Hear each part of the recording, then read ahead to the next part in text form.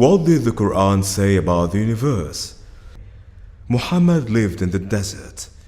Maybe they did not know that there are oceans on earth, so how far they were knowing about the universe? Maybe one of them knew what deserved the Nobel Prize after 14th century. In 2011, 3 scientists, Brain Schommet, Saul Perlmutter, Adam Rice, were awarded the Nobel Prize. They studied tens of supernovas, stellar explosions, and they found out that the rate of the universal expansion is increasing.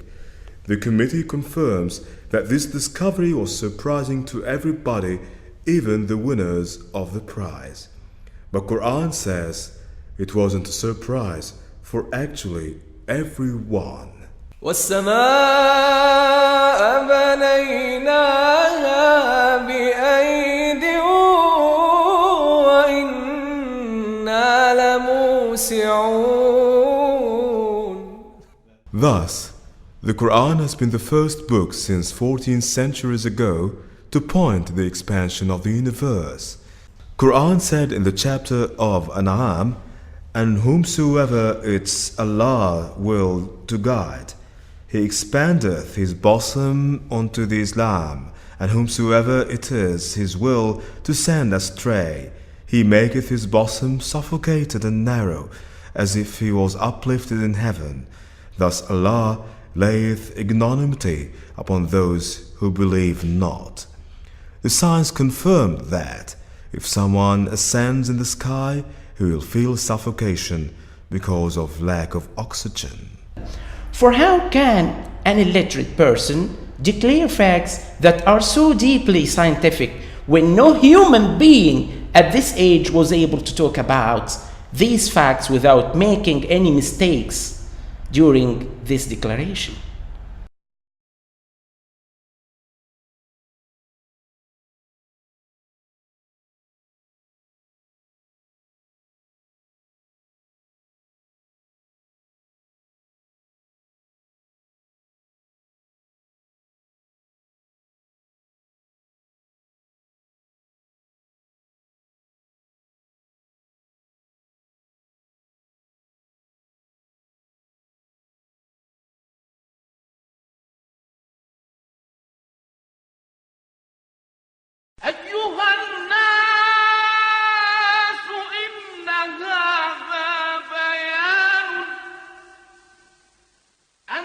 I'm not looking for Islam.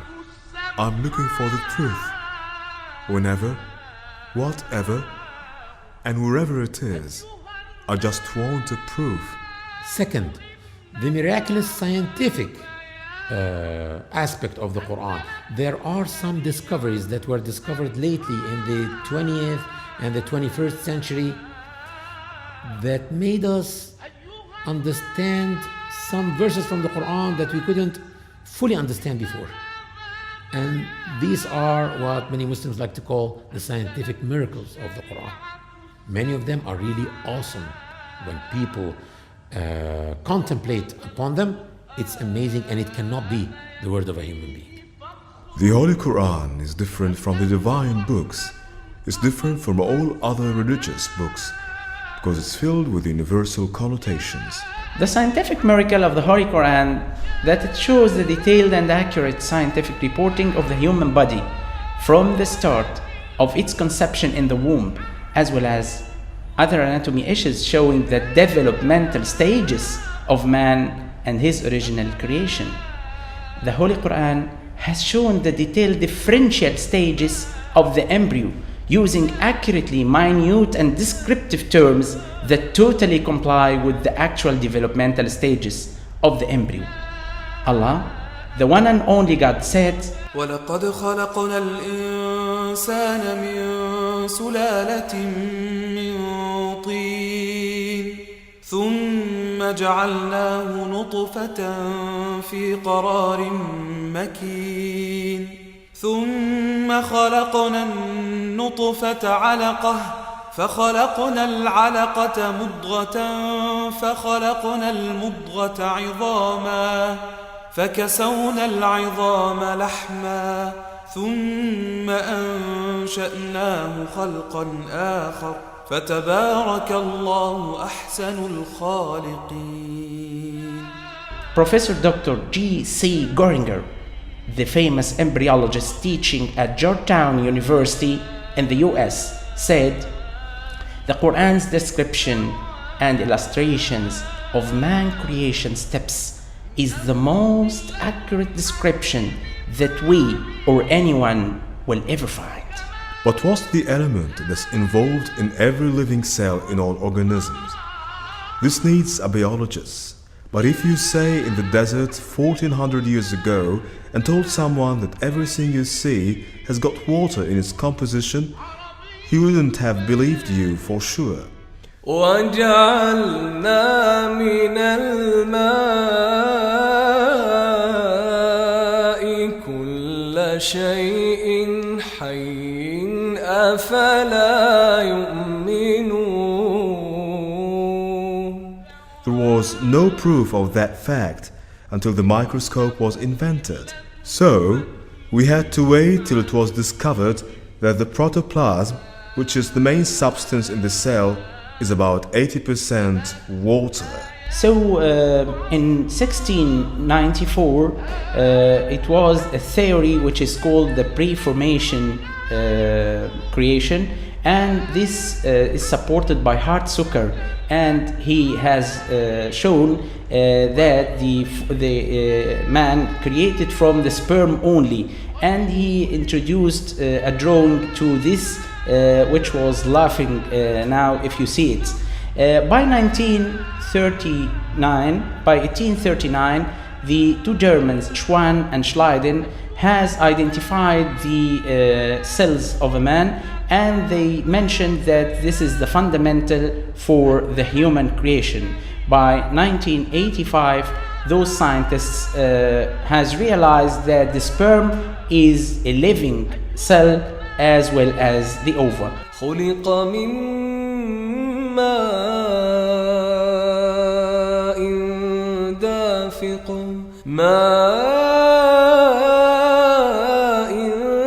دَافِقٍ يخرج من بين الصلب والترائب.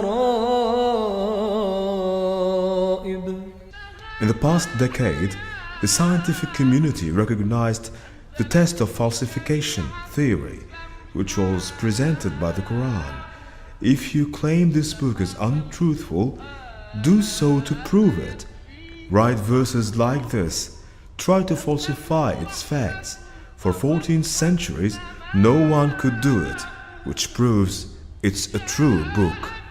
In 1875, the German scientist Hertog has registered a notice for how the sperm fertilizes the ovum, and he proves by this time that they are equally participating in formation of the fertilized ovum, and by this time he was the first man to describe the fertilization process between the sperm and the ovum. So before all this, the Quran has described all these stages with a miraculous accuracy, showing the stages, the developmental stages, arranged in a proper way without using any of these techniques and endoscopes. There's a trait in the Quran that does not exist in any other book.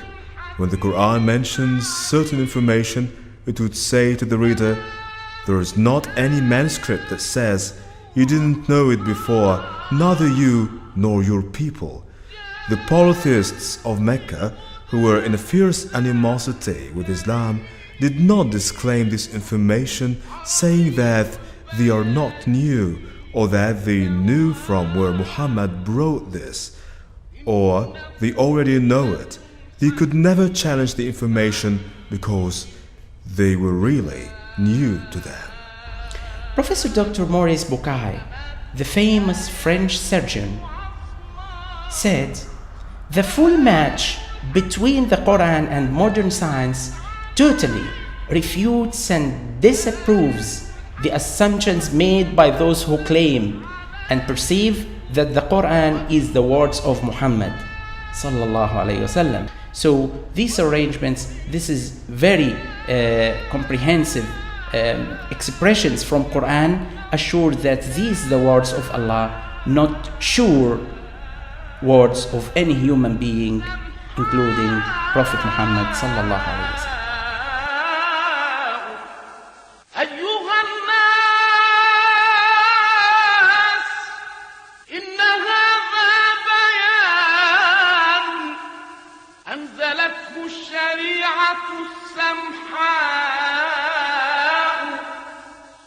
هذا القرآن يكفيه فخر أنه رحمة قضتها السماء جاء بالحق أيها الناس إن هذا بيان أنزلته الشريعة. When the Quran talks about the organisms, it shows extreme accuracy of expression. In Arabic, the word changes according to gender.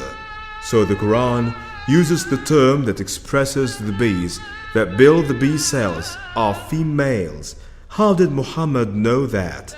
Also, when Quran talks about the ants, he said that حتى إذا أتوا على واد النمل قالت نملة يا أيها النمل ادخلوا مساكنكم لا يحطمنكم سليمان وجنوده وهم لا يشعرون. he said it's a female ant, and he proved that the ants have a female queen. Then Quran said that the ant talked to the other ants. This was a science fiction at that time. But that's exactly what Professor Robert Heikling discovered in the 90s. And after 6 years from studying that the insects are really talking with actual voice, after a few words there is another hint that the Quran used the term crack, not any other verbs. And now we know the ants have external solid skeleton that is actually cracked under pressure. How did Muhammad know these accurate facts? Not only Professor Dr. Maurice Bucaille, the famous French surgeon, but also Professor Dr.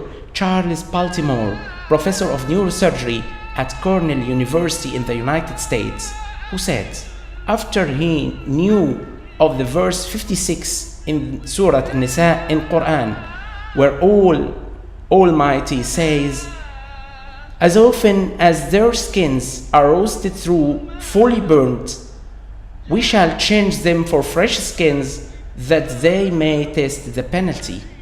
After his acknowledgement of this verse, he thought and then said that the function of pain sensitivity and how it happens was something we needed to study for decades, and the Holy Quran said it in just one statement.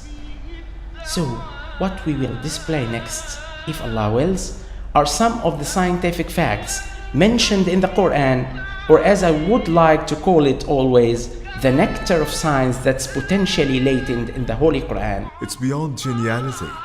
All of these miracles, all of those facts, legislation, philosophy, astronomy, biology, without one mistake, without any one little mistake, it can never be a human feature. Una de las cosas que más sorprende a los lectores occidentales del Sagrado Corán es que después de leer con detenimiento algunos de sus capítulos, encuentran que no es lo que esperaban y que mucho de lo que habían leído sobre él desaparece al leer unas cuantas páginas, por lo que pasa de ser un libro antiguo del desierto a un libro que responde a las preguntas actuales del hombre y se parece más a un mar de conocimiento que a otro libro más para apilar en nuestras bibliotecas. Cada verso del libro de Dios contiene conocimiento que puede ser percibido por los humanos al desarrollar las ciencias y desvelar los secretos del universo y la creación entera. If this book is not a revelation, then it's a deception. If it's a deception, what's deceitful about it? Certainly, if the skeptics insist on their claims that the Quran is a deception, then they have to bring in evidence to support their claim. Otherwise, you would never have the right to do this. إن هذا القرآن يكفيه فخر أنه رحمة قضتها السماء